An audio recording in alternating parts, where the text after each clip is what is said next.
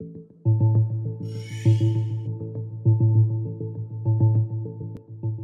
l'origine, je voulais donc créer une société d'intermédiation bancaire qui portait le nom en fait de l'ancienne banque que j'avais, qui s'appelait Omnifinance Bank.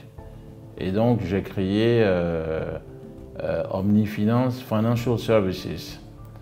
Mais à la fin du process à la BCEAO, ils m'ont demandé de changer de nom parce que ça pourrait créer la confusion entre Omnifinance Bank qui est devenu Affluent First Bank.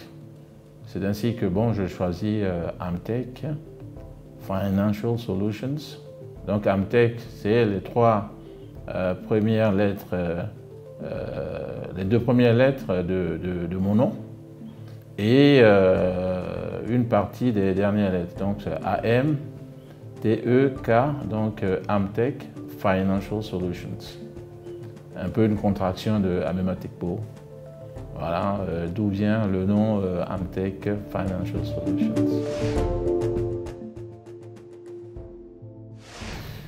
Notre métier consiste donc à être intermédiaire en opération bancaire entre les chercheurs d'argent, pour parler comme le commun du mortel, et les financiers.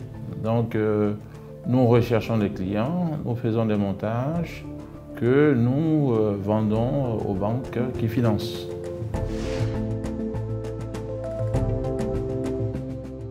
Et la différence est grande. Nous, d'abord, nous connaissons comment monter le dossier, comment structurer le dossier pour parler en termes d'ingénierie financière. Et ensuite, nous savons, en fonction de la demande qui est faite, nous savons où aller pour rechercher le financement. Et nous pouvons même apporter d'autres solutions que les banques n'ont pas forcément, parce qu'elles sont occupées par le quotidien. Et nous leur apportons ces novations. C'est la création de richesses, tout simplement.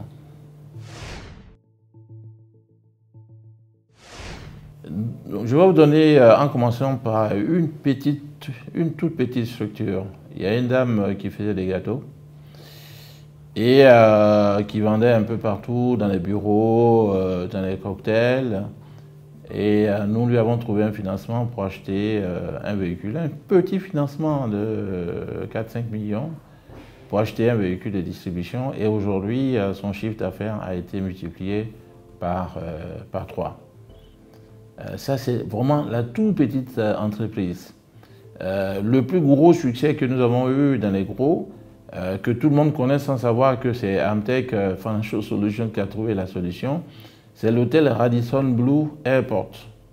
C'est nous qui avons fait donc tout le montage financier et la recherche de financement et levé les fonds pour la réalisation de l'hôtel Radisson Blu Airport.